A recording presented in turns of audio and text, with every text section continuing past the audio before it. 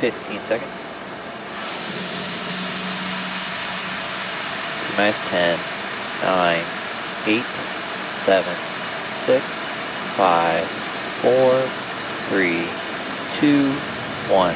Ignition, engines full power, and liftoff. Go SpaceX, go commercial GTO-1.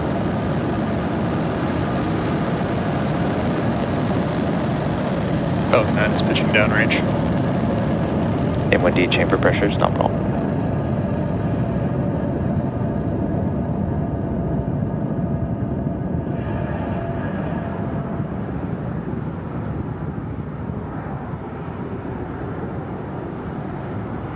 At T plus 30 seconds and counting, Falcon 9 has successfully lifted off from Space Launch Complex 40 at Cape Canaveral Space Force Station.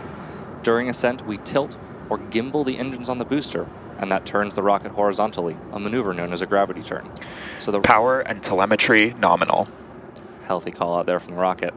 As the rocket is still going up, it is also now heading horizontally away from the launch pad.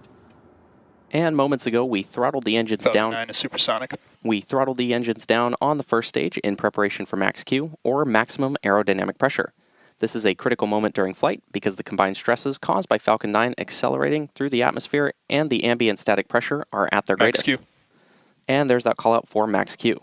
Now the rocket typically needs to go about 17,500 miles per hour horizontally in order to avoid being pulled back down to Earth and get into orbit. You can track our progress to orbit by keeping an eye on the Stage 1 telemetry in the bottom of your screen. Now we have several events coming up in quick succession. Main engine cutoff, or MECO. AMVAC chill has started. Good call out. Stage separation, second engine start 1, or SES-1, and fairing separation. And just as a reminder, we will not have any Stage 2 views today, including separation, and the remainder of our webcast will follow the Falcon 9 booster's return to Earth. Now, main engine cutoff, or MECO, is where all 9 Merlin 1D engines shut down to slow the vehicle down in preparation for stage separation, which is where the first stage separates from the second stage. Followed by this, the MVAC engine on the second stage will light. Trajectory nominal.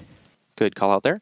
And the second stage will light, which is called out as second engine start 1, or SES-1. This engine burn will propel the second stage and the payload to orbit. In addition to these 3 major events, the fairing halves will separate shortly after SES-1, though again, as we mentioned, we will not be seeing that tonight.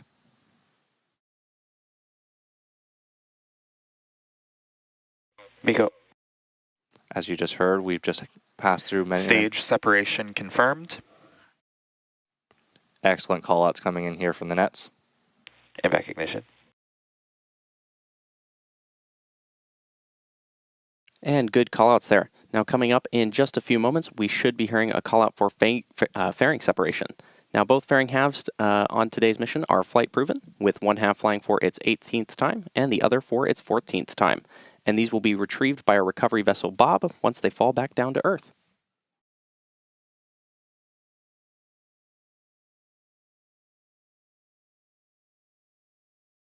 We should be hearing trajectories. Good call out there. We should be hearing that call out for fairing separation in just a few moments from now.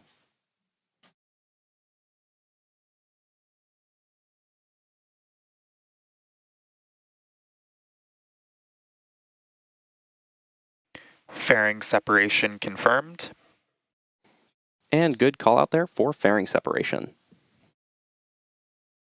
We are now at 3 minutes and 40 seconds into today's mission, with the next major milestone coming up just past the T plus 6 minute mark, which will be the first stage entry burn.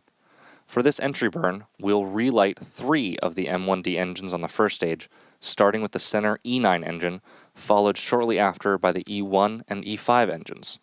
This helps slow down the vehicle as the rocket passes into the Earth's denser lower atmosphere. And we need to slow the rocket down to reduce the re-entry forces, which ultimately helps us recover and reuse the first stage. Now, during the entry burn, Falcon 9 is decelerating by firing its Merlin engines, but the vehicle is still moving really fast, and this causes the vehicle to fly through Merlin's exhaust gases, and this deposits a layer of soot on the vehicle surface, which is why our flight-proven vehicles look the way they do. And that soot comes from the carbon-based fuel that Falcon 9 uses. Now, while we do have some pretty grainy views right now because it is so dark with the cameras from the booster, you can keep an eye on the speed and altitude of the booster at the bottom left-hand corner of your screen. As we continue to make our way towards that entry burn, I want to take a couple moments here to talk about reusability, which is key to lowering the cost of spaceflight, which in turn enables more investment in critical scientific research. The Falcon 9 first stage that is supporting today's mission is flying for its 13th time, and while this booster is only on its 13th trip to space, we're working toward qualifying our fleet of Falcon boosters and fairings to support 40 missions each. And for those following along, we're currently at 29 flights of a single Falcon booster, which is absolutely phenomenal. Increasing Falcon's flight count provides valuable information and repeated reuse, which is a critical element for making life multiplanetary. Now we're just about 40 seconds away from the beginning of the entry burn. So keep your eyes peeled on that screen and watch the telemetry at the bottom of your screen where you'll see the graphics light up as the engines do.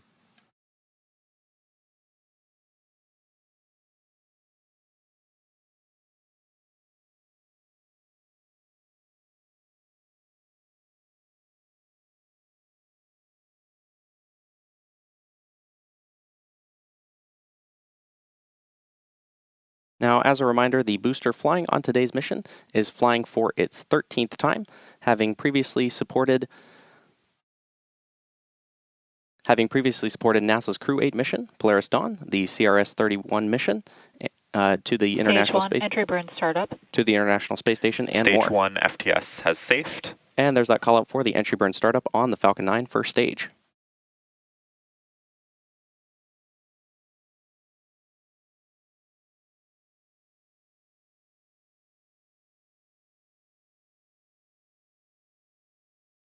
Stage 1 entry burn shutdown.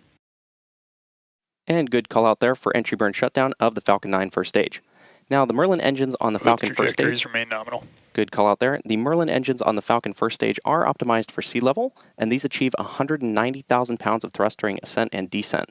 The single MVAC engine on the second stage has a much wider nozzle and is optimized to operate in space, producing 220,500 pounds of thrust in vacuum. Coming up in about 40 seconds from now, we should be hearing a call out for SECO-1, which will be the shutdown of the second stage MVAC engine. As a reminder, though, we will not have views of this milestone at the request of our customer. Stage 2 has entered terminal guidance. And good call out there. Now, immediately after that SECO-1 call out, we should have startup of the landing burn on the Falcon 9 first stage. Now, the landing burn is the final burn of the Falcon. Stage 1 transonic. Another good call out there. The landing burn is the final burn of the Falcon 9 booster, used to reduce the remaining speed of the vehicle in order to allow for a precision landing. Stage 2 FTS has safed. Another good call out there. And that landing burn is to allow for a precision landing on our drone ship. We should be hearing that call out for the first stage landing burn in just a few moments from now. SECO. Stage 1 landing burn. And we are now waiting for Falcon 9 to land on our drone ship. Just read the instructions. Nominal orbit insertion. Great call-outs there from the second stage while we're watching the first stage land. Landing leg deploy.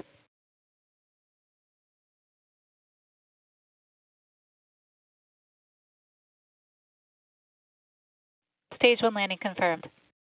And there you saw and heard the call-out for successful landing of our Falcon 9 rocket.